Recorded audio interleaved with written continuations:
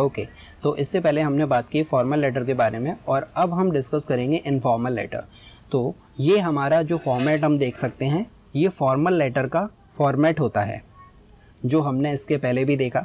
अगर हम इसी फॉर्मेट को जो कि फॉर्मल लेटर का है, इसी को इनफॉर्मल में कन्वर्ट करेंगे तो हमें इसमें क्या क्या जोड़ने की ज़रूरत है और क्या क्या हमें इसमें से छोड़ना है। तो आइए इसको देखते हैं। मोस्ट इम्पॉर्टेंटली हमें सेंडर का एड्रेस तो लिखना ही है, ये हमें रखना है सेंडर का एड्रेस। उसके बाद में फिर हमें डेट जैसी है वैसी रखना है। रिसीवर का एड्रेस हमें लिखने की ज़रूरत इसमें नहीं है, ठीक है। तो आप रिसीवर का एड्रेस वहाँ से स्किप कर दीजिएगा। और उसके बाद में सैल्यूटेशन ये हमें रखना है और सब्जेक्ट को हमें रखने की ज़रूरत नहीं है। We don't need to include the subject. तो हमें सेंडर का एड्रेस रखना है, उसके बाद में डेट रखनी है, रिसीवर का एड्रेस की हमें ज़रूरत नहीं है। सैल्यूटेशन हमें रखना है इसमें डियर सर, डियर मैम, क्योंकि हम इनफॉर्मल लेटर की बात कर रहे हैं। तो इनफॉर्मल लेटर हम फ्रेंड के लिए, रिलेटिव, फैमिली मेंबर, ऑलराइट, इनके लिए लिखते हैं।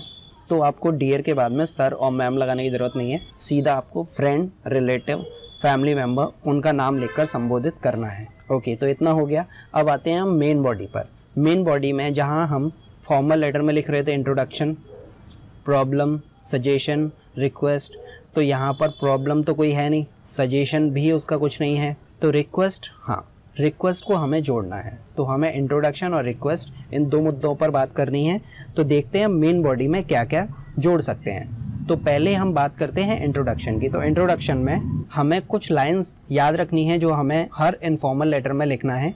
अगर हम दोस्त को, रिश्तेदार को या फिर फैमिली मेम्बर को लिख रहे हैं तो इसको हम कुछ लाइन से स्टार्ट करते हैं, जैसे how are you, how are you. तो एक ये तरीका हो गया स्टार्ट करने का। दूसरा है आई am fine, fine, hope you will also be fine, also be fine. इसका मतलब कि मैं अच्छा हूँ और उम्मीद है कि आप भी अच्छे होंगे। तो ऐसे भी हम इसको स्टार्ट कर सकते हैं। ऑलराइट, तो इंट्रोडक्शन में हमें इसको जोड़ना है। एंड देन प्रॉब्लम, सजेशन, ये तो हमें लिखना ही नहीं है। हमें इंट्रोडक्शन के बाद लिखना है कंटेंट। तो कंटेंट में हमें जो भी लिखना है वो 80 to 100 वर्ड्स में लिखना है।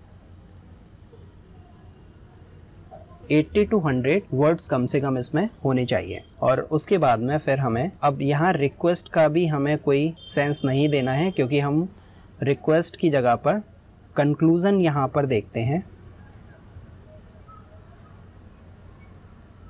कंक्लूज़न लिखेंगे तो कंक्लूज़न में ही हमें रिक्वेस्ट या फिर जो भी हम बात कहना चाह रहे हैं उसी में हमको बात करनी है। तो कंक्लूज़न में हम लिखते हैं गिव माई रिगार्ड्स,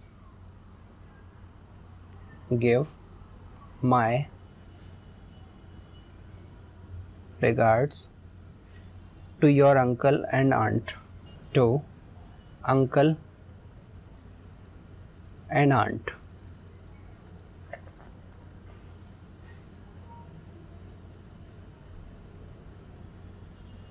ऑलराइट, इसका मतलब हुआ कि चाचा और चाची को या फिर मम्मी पापा को मेरी तरफ से बहुत बहुत रिस्पेक्ट और प्यार। और इसके बाद में रिक्वेस्टिंग सेंस में एक सेंटेंस को और जोड़ देते हैं, please reply soon, please reply soon. तो ये हमें इसमें जोड़ देना होता है। थैंक यू लिखने की ज़रूरत इसमें नहीं होती। और इधर जो हम लिखते हैं योर्स फेथफुली, तो फेथफुली की जगह पर योर्स लविंगली, इसे हमें लिख देना होता है और फिर आपको अपना नाम लिखना है।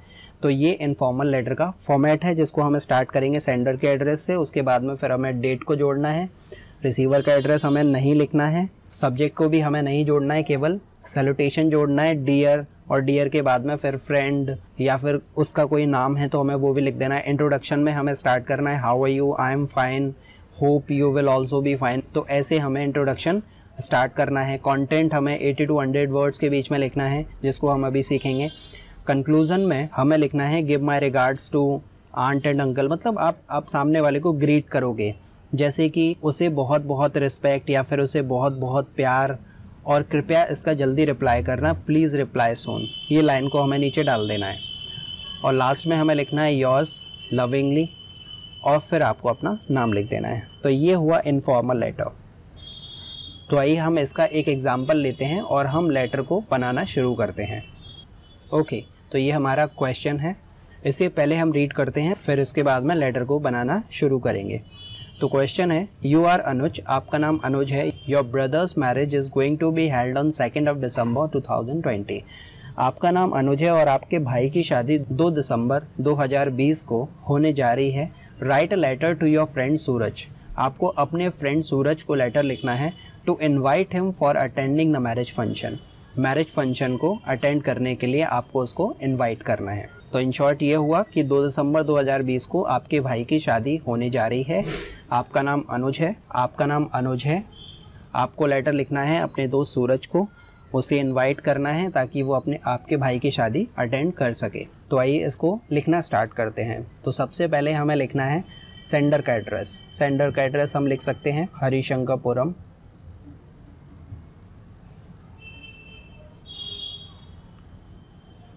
हरिशंकरपुरम सी ब्लॉक,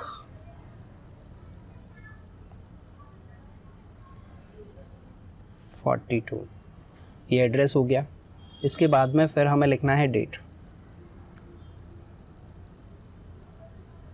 13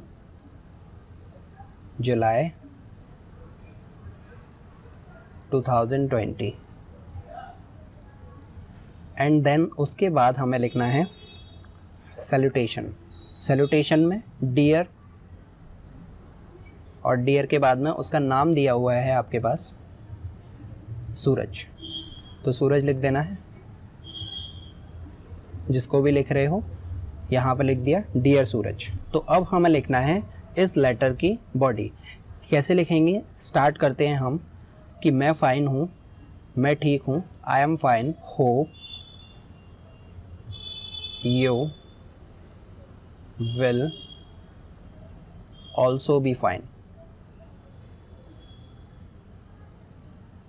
इसका मतलब हुआ कि मैं अच्छा हूँ और उम्मीद है कि आप भी अच्छे होगे। देन आगे हमें लिखना है, मुझे ये बताने में तुम्हें बहुत खुशी हो रही है कि मेरे भाई की शादी या फिर मेरे बड़े भाई की शादी 20 दिसंबर को होने जा रही है। तो इसमें लिखेंगे I am happy to tell you that my elder brother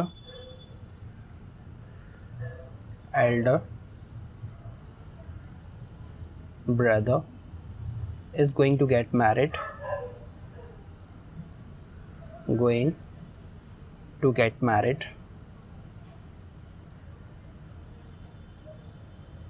मेरे बड़े भाई की शादी होने जा रही है कब, on 2 दिसंबर 2020। और फिर आगे आपको लिखना है कि मुझे आपको इनवाइट करते हुए बहुत खुशी है। तो आपको आगे लिखना है कि आप कैसे उसको इनवाइट करोगे। तो इसको हम लिखेंगे कि आप इनवाइटेड हो अपने फैमिली के साथ में। यू आर कार्डियली इनवाइटेड, कार्डियली मतलब दिल से संबंधित, मैं आपको दिल से आमंत्रित करता हूं अपने भाई की शादी में। You are कार्डियली invited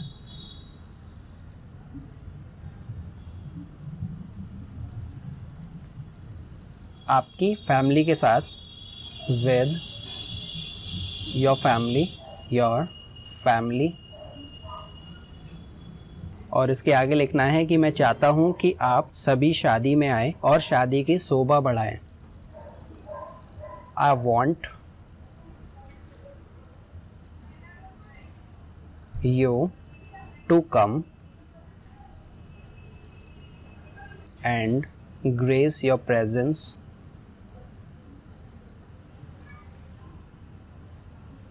that means शादी में आकर उस प्रोग्राम की शोभा बढ़ाएं। grace your presence in the program.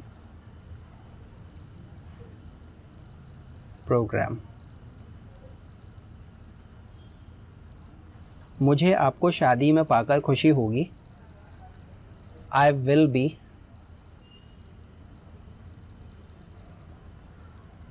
happy to meet you या फिर to have you there. To have you there. आप आओगे तो मुझे अच्छा लगेगा. I will be happy to have you there. और हम बहुत मज़े करेंगे. And we will have lots of fun. Lots of fun. इसके आगे हम लिखेंगे कि मुझे उम्मीद है कि हम जल्दी मिलेंगे. Hope to meet you soon. Meet you soon. और फिर आगे हमें लिखना है जो हमने कंक्लूडिंग लाइन में देखा था. Give my regards. अंकल और आंट को मेरा नमस्कार कहना या फिर उनको रिस्पेक्ट देना या फिर उनको प्यार देना. तो give my regards